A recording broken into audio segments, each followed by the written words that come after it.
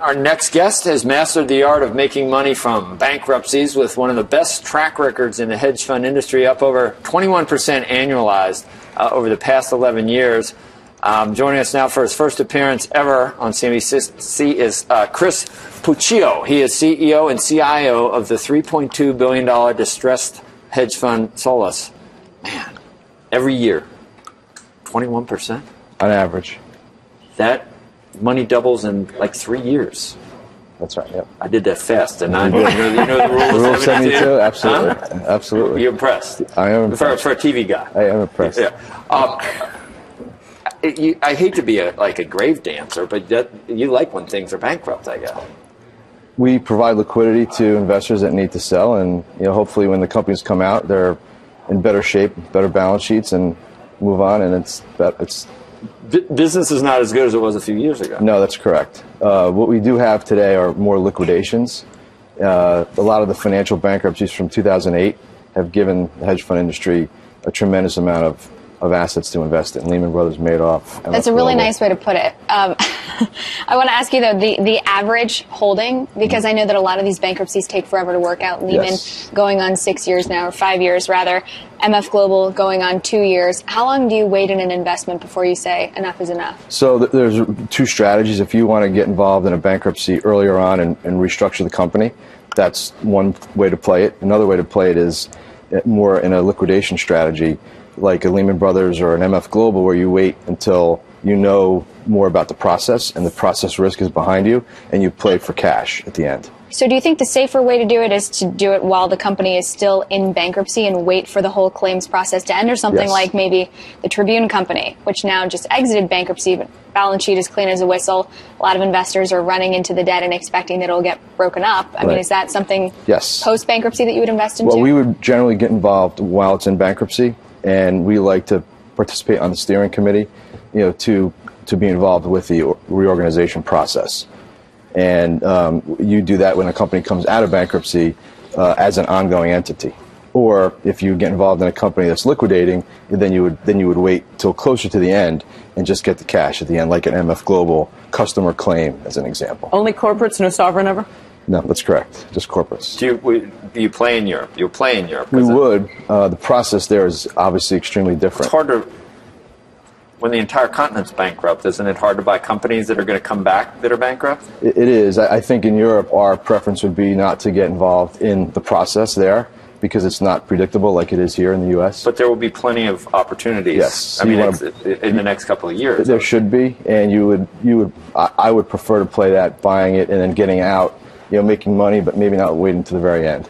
Because maybe they never really flourish again. Correct. There's a lot of government involvement, obviously, and that tends to. And you don't like that? It's hard to play that. You expect the government in a European country to bail a company out, and if that's your investment thesis, that's not really what we do. Because it could go wrong, like as in Cyprus. They did not. Right, exactly. But beyond government involvement, what other metrics do you look for? A company can't purely be in bankruptcy and Chris Puccio is running in and saying, all right, I'm there. Right. So, we look for valuation. So we're generally going to buy the debt of the company at a discount, and we want to buy that debt.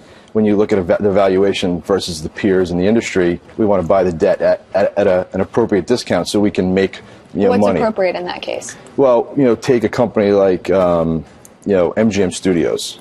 So MGM Studios trades at about an 8.5 times multiple to cash flow, where you have a Lionsgate that trades at 12.5 and a DreamWorks that trades at 14.5. So that's an example. Enough of a discount. How did you play Hostess?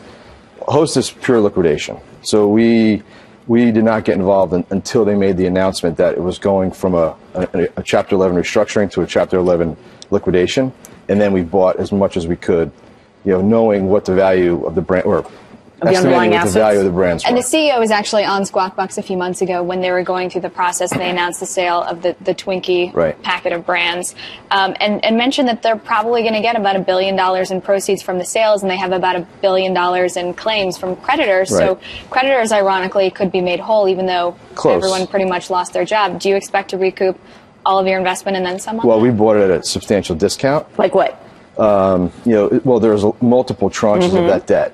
but 30s, 40s, 50s. We just kept buying it, even as it traded up, because we felt obviously the top tranches of debt were covered, and now we're basically into the fourth lien of the structure, and that who knows, maybe somewhere between 20 and 50 cents will be recovered on that. 100 cents on everything else. Chris, after GM and Chrysler, do you have to think more about what might happen in terms of the laws that you think are laws that might not really be laws? Sure. Yeah? Lots of things that happened in 2008 we had to rethink.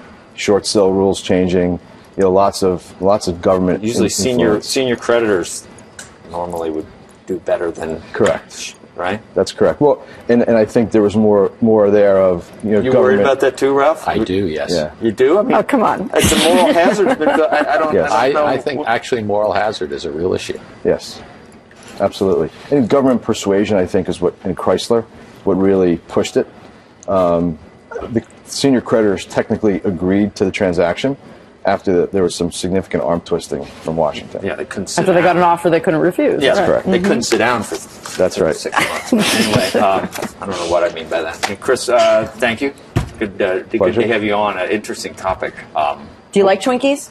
I do, actually. Yeah, Yes. so do I. Good. Because Bloomberg would, be sitting there going, forget it. Don't say that loud. no. That's Nothing why I better, like nothing better than a box of That's why I Twinkies and a feel like- 64-ounce soda. If I see him, I'm going to light up a cigarette. I'm going to drink vodka, because I can't. That's right. What Joe Curtin wouldn't do in his last term. What's that? He's okay with vodka. Yeah, he's okay. He's okay with salt. His carbon footprint is the size of a city, and he doesn't care. Actually, he takes the subway. Give him credit. No, please. Except for Yeah, the the Bermuda private jet. takes a subway. The G550 subway. All right.